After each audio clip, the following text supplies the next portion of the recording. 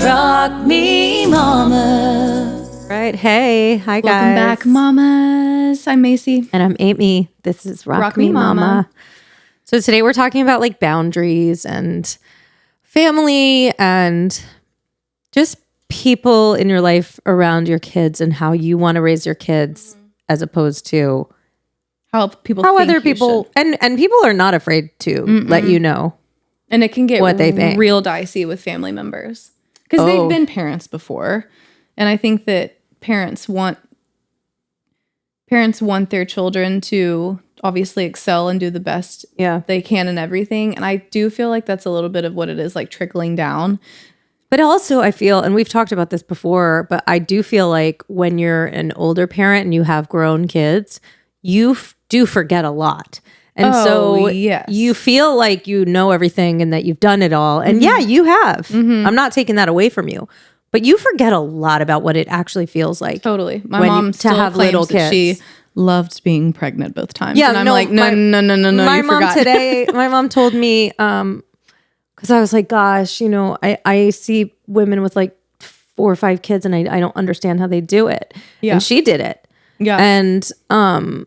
And she was like, I just loved having all of you. And I'm like, in my mind, I'm like, dude, you had a nervous breakdown literally every day. Yeah. Like every day of my childhood, pretty much, I remember you having a nervous breakdown. So like, please don't tell me. You weren't okay. You were not like okay. Like we talked about a few episodes ago.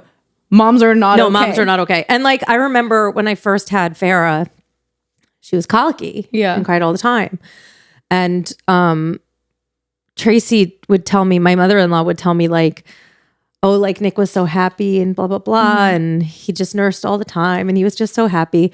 And then one of her friends told me, Nick cried all the time. Like Tracy was freaking out.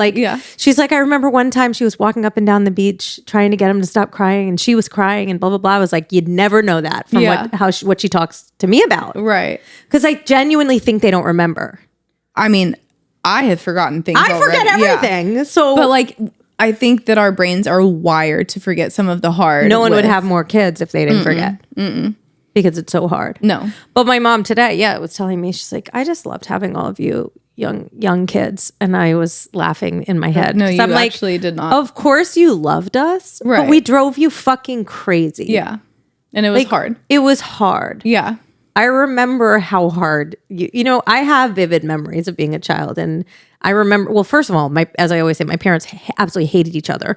So my dad would come home from work and, you know, he wanted the big piece of chicken and he wanted to watch his sports and he wanted to basically be left the fuck alone. Yeah.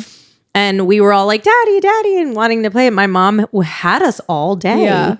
And so she wanted a break. He wouldn't really help. Yeah. He was just kind of like pissed from work and tired. And he was providing for all of us, but like neither one of them were happy. Yeah. And I know that they would, you know, I remember like camping trips and different things that we would do as a family that was kind of fun. But for the most part, I really do vividly remember that my parents were pretty unhappy when we were kids. Yeah. And not just a reflection of, their marriage, but I think it was really hard to have 4 kids. I can confirm without knowing that it's hard to have 4 kids because it's hard to have 2. It's hard to have 1. I cannot imagine 4. I mean, Chris Rock has that really funny skit like that nothing's worse than 1, you know, because you're in the trenches. Yes. And I agree with that. Yeah. I think 1 is the pits. We literally yesterday, we were at this park, which I don't think y'all have been to. We need to go soon. Side story. But we were at this park and there's this big sand pit and I was holding Wyatt. And so he was strapped to me. I wasn't like in the sand with E, but E's playing in the sand and Chase is like crouched down in the sand, like doing it with him. He goes, this is what the Chris Rock skit is about. He's like you're in the sand. I'm in this with Eli. I'm like, and I said to my mom, I was talking to my mom and I said to her, I was like, I want another kid. Not because I feel like being pregnant or because I feel like necessarily having another kid right now, but because I don't want to fucking play for the next 10 years. Fuck that. Yeah. Like go and play with someone that's not me. Yeah. I am tired of playing. Yeah. She's only 2.5 and I'm ready to call it a day with playing. Yeah. There is a reason people get paid to play with kids all day. Yeah. It is not fun. It's a lot. It's cute, but it's not cute if you do it all day, every day. No. Mm-mm. And like, that's why siblings are fun. For sure. Because, of course, like Wyatt is too young, but in a year from now, it'll be so the two of much them fun are for going to be them. able to play. Yeah. Yeah. And it's the same with Hart and little Rudy. Like, it's Right. they'll be able to, in a year from now, not that you won't have to watch them. You'll have to watch them. But Yeah. you won't have to be in the sand. Doing it with them. I don't want to be in the sand. Yeah. No. I don't want to be in the kiddie pool. I want to be sitting with a margarita watching them play. And I remember like my mom being like, I had you all go fucking play. Leave me alone. Yeah. And it's true. Yeah. But to go back to what we're actually talking about in this episode, I think the family boundary and crossing starts immediately when you come home from the hospital. Yeah, it does. Because everyone wants to hold the baby. And I remember being totally uncomfortable with that. Yeah. Well, and we also, our kids were born in the COVID. heat of COVID. Yeah. So we didn't want anybody like looking at our children because we were terrified of what would happen and we didn't know and all of that. But yeah, that definitely starts. Well, I see so much stuff about this on Instagram and it's true. Like the way to help a mom that's just had a kid is not to take her baby from her. No. The way to help a mom is to do everything else. Right. Like, bring her food, wash the bottles. I get that you want to hold the baby, but that's not really up to you. Yeah. A baby and a mother right after a baby is born, and really for the first 6 months, that baby really just wants to be with its mother. Oh yeah. There's a big difference when even like with Wyatt right now, like Chase today was holding him and he was like, I can't, he is so upset. And I literally took him and he was just like, yeah, the baby wants the mommy. And that's because he or she grew inside of you. yeah, he doesn't know any different still. And they're an extension of you for a very long time. Yeah. And so when people immediately, when you get home from the hospital and everyone's taking your baby, and they're like, oh, you go rest. It's like, I can't rest. Yeah. I want my baby. Yeah. Like, yeah, I'm fucking tired. So make me a sandwich. Right. Clean my kitchen. Yeah. Like, go and do my laundry, run errands. Those are the things that help. One of my cards shut off because I just forgot to pay it because I had a C-section and then I got home and I didn't think about anything. And I was like, fuck, my brain is gone. Yeah. I tried to use my card somewhere and they were like, it got declined. And I called the credit card company and I was like, I have a good amount of money on this. And they were like, you haven't paid your bill. Oh God. Because I was in the hospital. Yeah. And like things like life things, help me with those things. Yeah.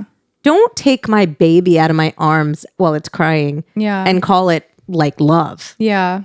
I know that's not helpful. That is a hard one. I didn't really deal with that much. My parents were good about, and my in-laws were good about that. Like they would ask, with my second though, I've been like more inclined to everybody's with their it's definitely with the second, but different.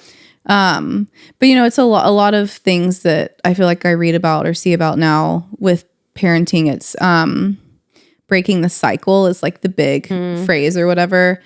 And our children are going to sit around and talk about how they're breaking whatever cycle we've created. Like we aren't the generation that like fixes it, and like we may fix the previous cycle, but we are also creating a cycle that our children are going to have to break. But I think that's a big thing. And like for me, I grew up in a household where my parents didn't communicate. Like if something happened, it was brushed under the rug. So there wasn't a lot of communication. Emotions were not discussed. Yeah. And I've said this before. There was a lot of yelling. Oh, me too. Yeah. Constant yelling. Yeah. And nothing was explained. Nobody came down after yelling and was like, Mommy and Daddy just had a discussion and it got a little heated. There was no one talked to us about Or if it was any yelling at us, it was because I said so. That's us too. There was never... You can't do this because I said so. Yeah. It wasn't like because it's not safe for you or because Mommy's doing this. Or like, sorry, Mommy's overwhelmed. Yeah, you're not allowed to do this right now. That's why because I yelled at you. Like I've already been doing that with E because there are moments where I'm like, I don't know what you want. And and then I do it and I'm like, oh my God, I'm sorry. Like Mommy's overwhelmed. I shouldn't have yelled at you. I'm sorry I raised my voice. But I'm super, super sensitive to that because of what I grew up with. But that's one thing. And I adore my parents. They're wonderful, wonderful grandparents, but they parented a certain way. And there are a lot of things that are very different than how Chase and I do it. And it's been interesting having to decide whether it's like, okay, I'll let that slide, or if it's like, okay, this is my kid. I don't like how you're doing this. This isn't how we do Or that. also, oh, my mom does a lot. Oh, she's fine. I'm like, no, I told her no. Yeah. Yeah. I That's told a her big no. grandparent thing. Yeah. Right. Or, oh, it's okay. That happened No, yesterday. I said no. And I'm trying to teach her rules. A lesson. You gave, was that yesterday I was at your house with your mom? It seems like 2 days ago. That was yesterday. That's yesterday. Farrah kept walking up to me because you like give her a little spank, right? Oh, yeah. I've spanked her like 3 times in the last 2 weeks. Okay, well, but And by spank, I mean I've lightly hit her. Yeah. Well, one of them I hit her pretty hard, but on her butt. Yeah. With her pants on. through a diaper. Through a diaper. But she kept walking oh, she up deserved to me. each and every spanking. Oh, yeah. She kept walking up to me going, Macy, mommy hit my butt. Mommy hit my Mommy butt. hit my butt. Yeah. And she would literally look at me and she'd go, Macy, mommy hit my butt. Yeah, and she's gonna tell. Of course, she's gonna tell everyone at school. Well, and instead of me being like, I'm sorry, I was like, I literally looked at her and said, do you know why she hit your butt? Because like, yeah. I know you hit it for a reason. Did you see how she ripped my face off with her nails? Yeah. That's why I hit her butt. Yeah, well, you got spanked very promptly after that too, because he kicked her in the face. Ninja kicked your child in the face. Yeah. But no, I'm sorry. Gentle parenting is great and fine if you have a certain kind of kid. My kid is not a gentle kind of parent kid. Especially our kids together. No. But your mom, when Farrah said that like the third time, was like, oh, it'll be okay or something like that. And I was like, no, she got her butt hit for a reason. Yeah, like you needed to get your butt things like hit. that grandparents. And I'm sure I'm going to do that when Ian Wyatt have kids. I mean, Nick's family wouldn't even listen to us when we were trying to not give Tito, the dog, people food. Yeah. They kept giving him people food. We're like, and he had diarrhea all over their house as a puppy because we're like, don't feed him people food. And they're just sneaking it to him. Right. Parents and grandparents and parents-in-law, they don't give a fuck about our rules because they think they've done it all. They know it all. It's hard though. They don't give a shit. No, y'all know this, but the listeners probably don't. My dad comes over once a week to hang out with the boys. And so we spend we see him weekly. Yeah. So he very much sees how we parent. Yeah. And there have been times before where I know he's biting his lip. And most of the time he does. Because he grew up I don't care who your parents were. I do think the generation before ours was more inclined to punish and reprimand. And it was more of I got hit with a belt. Right. Yeah. So did my brother. Yeah. But it's more of a hierarchy. Like we are the parents. Yeah. You listen to us. Yeah. Yes. But I think that generation primarily thought that way. And our generation, I think, focuses more on like this is a team. Like, I need to listen to my child. So that they like, it's more of a mutual thing. And I think it's more like kid-led parenting. Yeah. Right. You know what I mean? don't know what the fuck. I know what do you know mean. what I mean? I don't know what it's called. I'm not sitting here saying Eli is running the house, but Farrah's running the house. Kind of does. But she didn't. Y'all know what I'm saying. But there was none of that with our parents' generation. It was I'm the parent, and that's why there was so much because I said so. Whereas now, like I don't want to ever get that reason. And I'm sure there will come a day where he is asked why 500 times, and I will finally just be like, because I said so, because it's going to be driving me crazy. But there have been times where I know I can tell my dad is like wants you to discipline him more? Yes. Okay. And so the one time that we've kind of had a discussion about it, twos are emotional.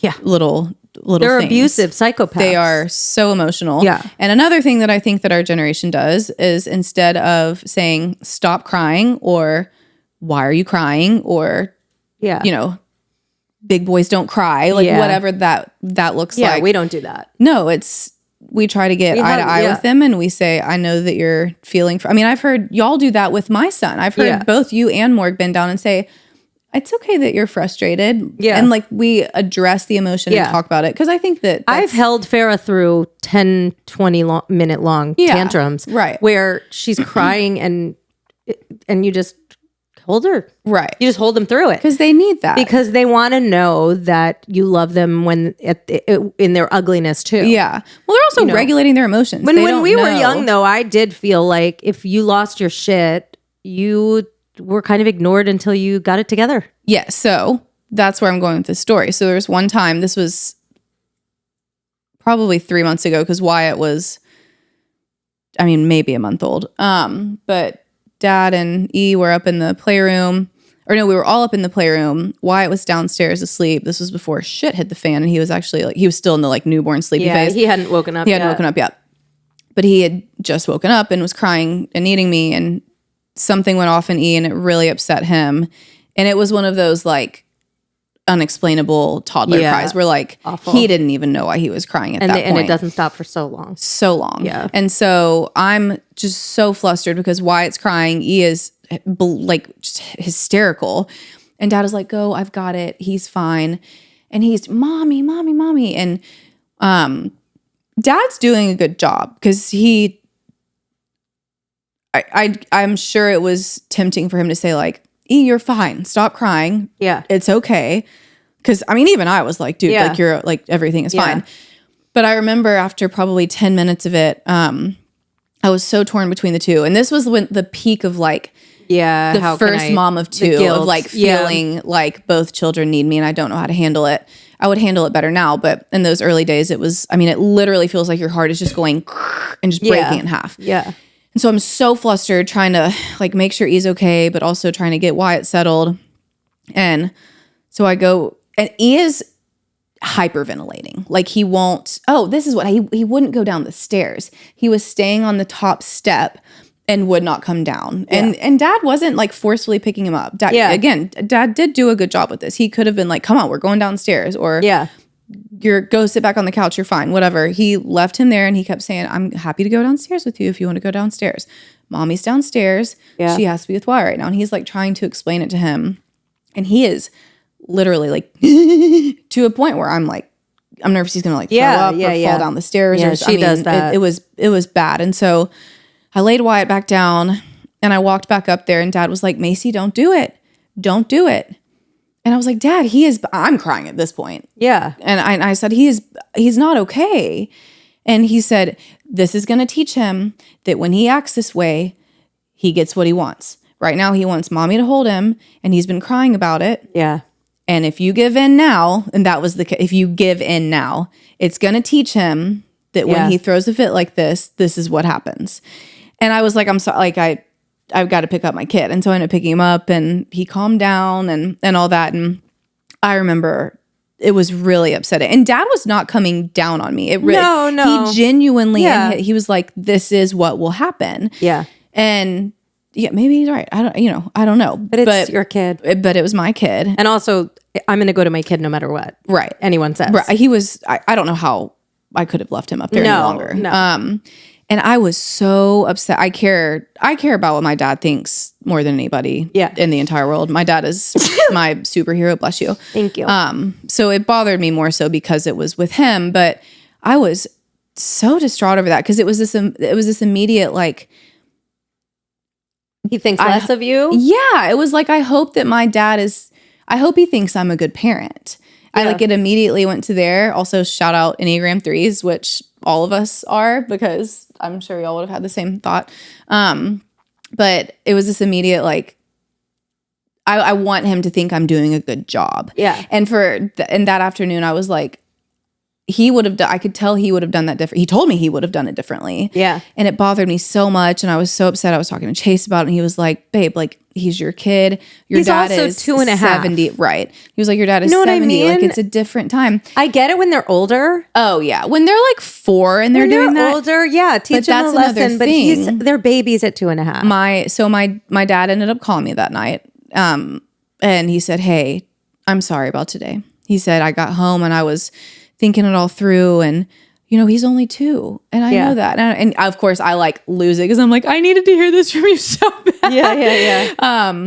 But he like explained where his train of thought was Yeah, of course. there. And he said, I'm used to spending time with Brooks, who's my nephew, because, they helped essentially raise him for a while.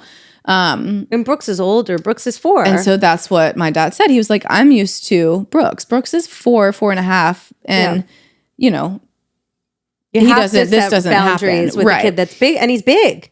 Right. And so but that was the first like altercation's too big of a word, but it was the first time that it was kind of like a head to head of like, which parenting approach are we taking here? Yeah. And it was weird because it was coming from the person that I was parented by. Yeah. So it's weird to have to kind of like come head to head with that. So it's interesting, and you have to hold your own. You really have to. It's your child. And I Yeah. honestly, I wish I'd gone up there earlier, but I mean, Wyatt was downstairs screaming too. Screaming. Oh my God. Screaming. But it's hard. It's hard to do that. It's I've had hard, to do it with my and mom before too. There's a lot of opinions being thrown your way, and especially when you are in the first time mom, and in the beginning, like you don't really know what you're doing, and you do welcome a lot of. You welcome that these people have done it, right?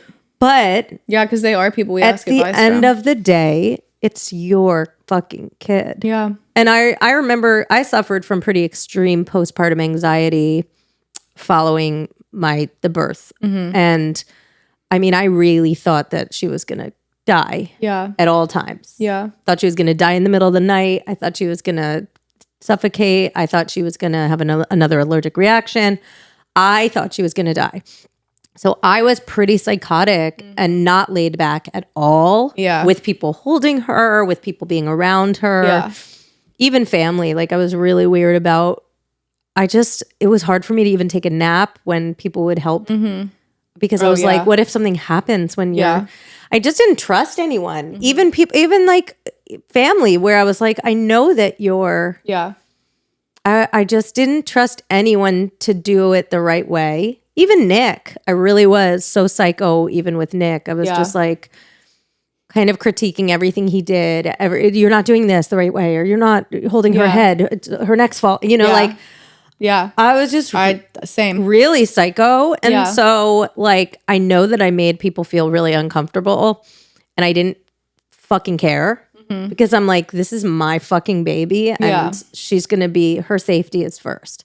But now looking back, I mean, she wasn't in danger, right? Being with family, but I didn't know that. I felt that she was, and so I was very like, when she was hungry, I fed on demand, and I was breastfeeding on demand, and I remember, and I was trying to get a hold of her nap schedule. After a few months, I was trying, because we co-slept even for naps, and it was so stressful. Yeah. And like I said in one episode, I don't know, Nick's dad was dying, so we were back and forth to New York a lot. So we were having to travel, and I was having to co-sleep with her in different beds and travel a lot. And I couldn't put her in a pack and play. I couldn't put her down. Yeah. She wouldn't be put down at all. Yeah. And I remember one time, like, my mother-in-law said something to me, like, about, like, I was like, I'm going to go feed her and put her down. And she was like, I don't think she's hungry or tired. Something like that. And I was like, I flipped. I snapped. Yeah. And of course I went down, and she was starving and tired. Yeah. She ate and went to sleep. Weird. You knew what your baby wanted? But I was just like, this is my kid. Yeah. Like, I know that you've had kids, and with people with their input about cry it out. I mean, I always say this: if I have another kid, I will probably let the kid cry, because I didn't let Farrah cry, and I don't think it did her any favors. Yeah, she still doesn't sleep to this day. And all my friends that did cry it out have sleeping kids. I don't know if they're traumatized, but fuck it. Yeah, I'll report back in 10 years. Fuck it, right? If trauma or not, the kid sleeps. Yeah. But I had a lot of opinions about that. A lot of people were telling me, you got to let her cry. Yeah. But she would hyperventilate and make herself sick. I mean, it's not like we didn't try. We tried when she was older to do cry it out, which is so much harder because they're so much more able-bodied, and they're actual emotions. They are yelling, and they're jumping and they're making themselves sick when they're really little. I mean, I think what's appropriate, 4 months or something. Yeah. They say that you can start. So they say. So they say.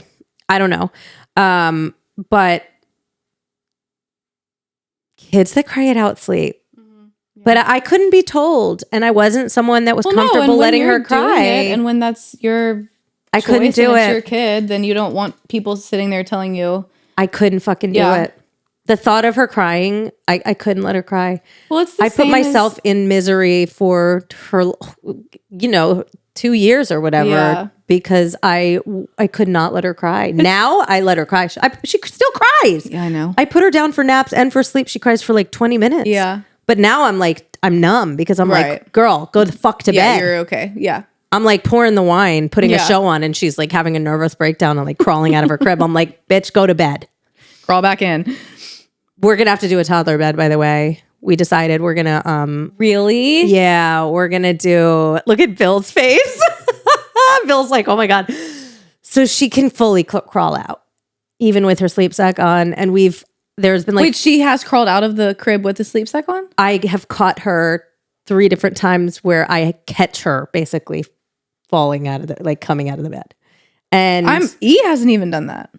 E loves his bed though.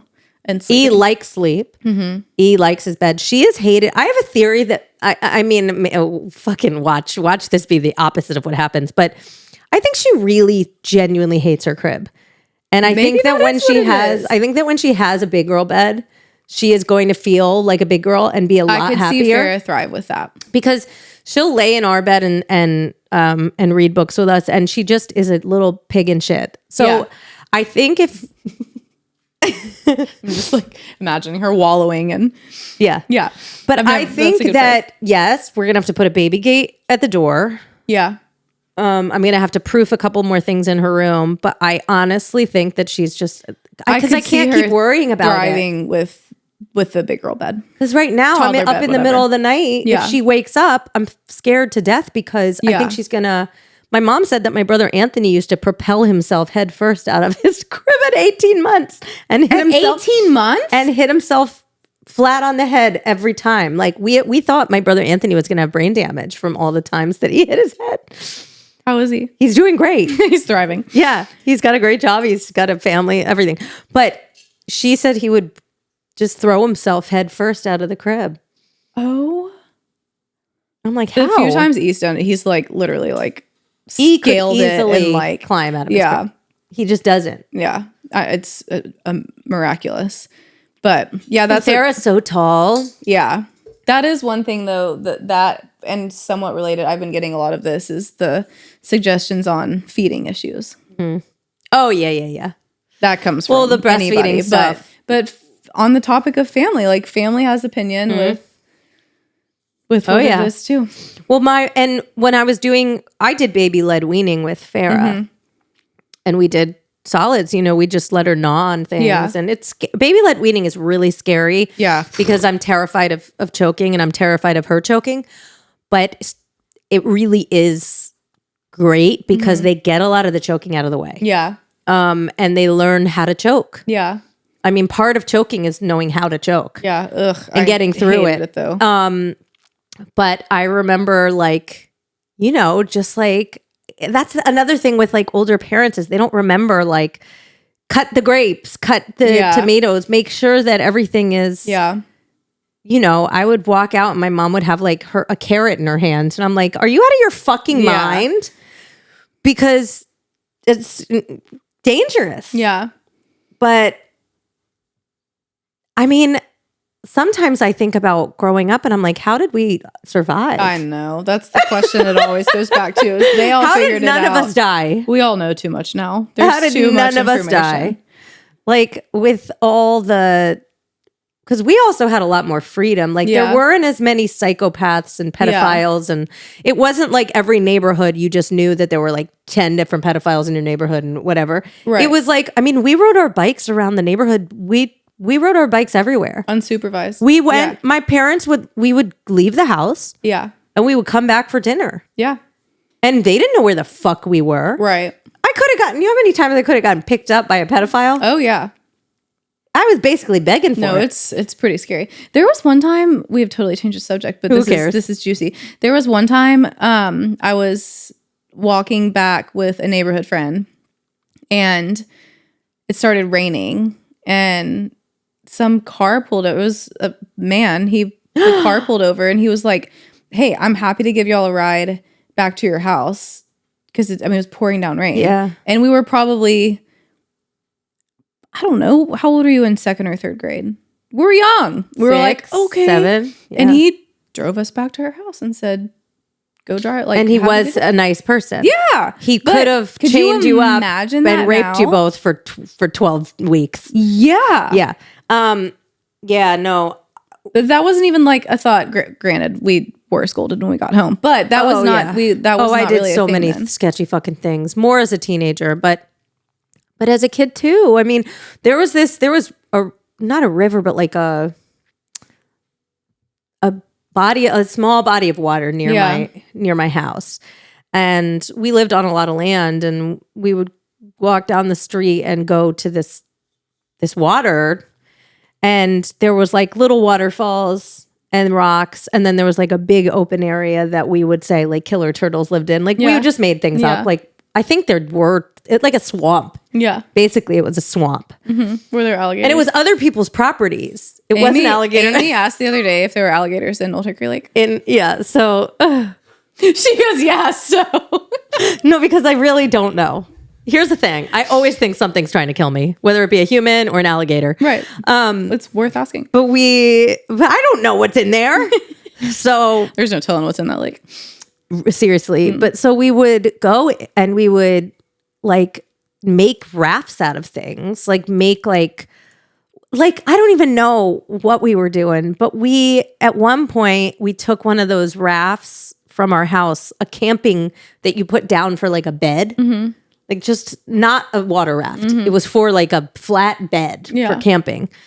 And we went out on that and we were like paddling on it into the middle of the thing and we got like stuck. And this old woman came out from her house and my brothers were like laughing. My brothers and his friends were laughing at me and Megan. And we were just like, at this point we had peed ourselves. Like we were laughing and crying and so scared because we thought there were legitimately like deadly turtles that were going to kill us.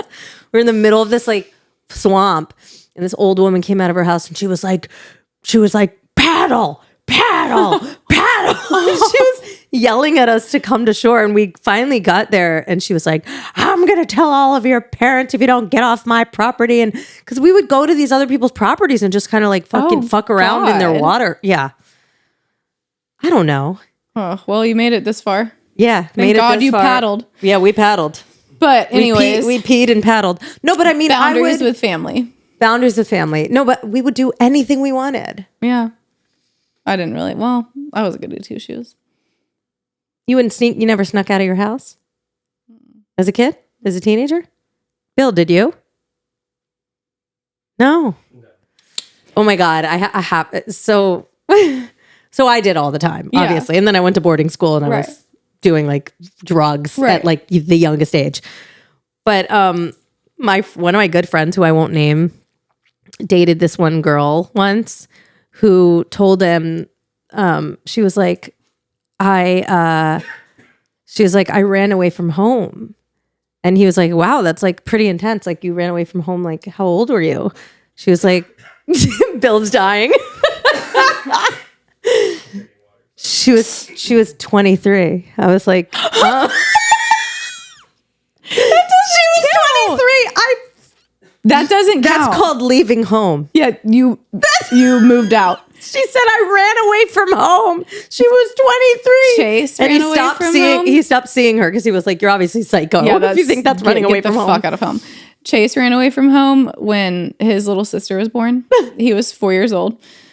His mom was at home with both of them, and oh, little Chase, so cute. Probably he was just so pissed. Yeah. But Lauren, his sister, was, a newborn and needed to be breastfed. And so their mom, good. And She said Marcy, from Marcy's perspective, their mom, like ran downstairs and Chase was nowhere to be found. And she said she saw him sitting in their cul-de-sac like this. He had a bag packed. Yeah. And he was sitting in their cul-de-sac just going like this. And she ran out there and she goes, "What are you doing?" He said, "I'm running away." And like stood up and walked away with his bag. So Chase ran away at 4 years old. Yeah. He came back though. Oh, I used to go and pretend to hitchhike. I would go to the bottom of my driveway and be like, "I'm hitchhiking." Oh my God. My mom would run down and be like, No, "You're I not." never did. Yeah, I would hitchhike, but no one ever picked me up. Thank God. Yeah, thank Really God. scary. Thank God. But I also remember one of my friends used to like threaten to call child services on her family all the time. Like even when they weren't really doing anything, she'd be like, "I'm calling child services." That is so bad and serious. Oh my God. I know. Did you ever have friends that talked shit to their parents? Like I never swore at my parents. Oh wait, we got to wrap this up. No, I don't think I did. Anyway, I have friends that used to be like, "Shut the fuck up, mom." Oh, absolutely not. Yeah. No, I didn't have any friends that did that. I would have gotten I beat. never dreamt of it. Oh my God. Yeah. I would have been killed. I mean, my on the mom and I, spot. when I was a teenager, I would like yell at my mom, but it was never like, "You bitch." I would just be like, "I hate you." I don't even know if I ever said that. Yeah. I think I did. Okay, questions from the listener. Really quick question. Do you have it pulled up or do you want me to pull it up? Yeah. Question from listener is, how much sleep do each of you get per night? Okay, well, we can answer this pretty quickly. What about you?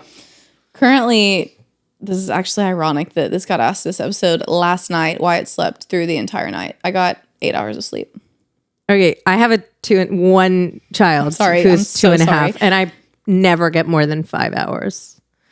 You do go to bed late too. I go to bed. So yesterday I went to sleep. That's not me downplaying. No. I her do. lack of I sleep, read. but- I read in bed, and I'm like crazy. I have to drug myself to go to bed. So lately I've been taking like my propranolol, which is like takes the edge off, and then I've been tacking on a sleeping pill, an over-the-counter one. I might not wake up one of these days, yeah. but at least I got sleep.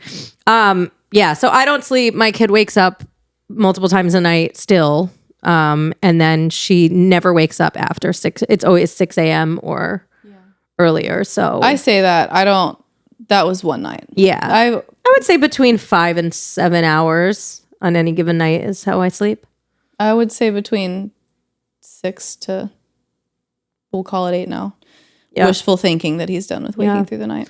I love sleep. I would love to sleep again. Yeah. One day. Well, when she's a teenager, I'll sleep. One day. All right. We will see you guys next time. This is Rock Me Mama. Love y'all. Bye. Rock, rock, rock me, mama.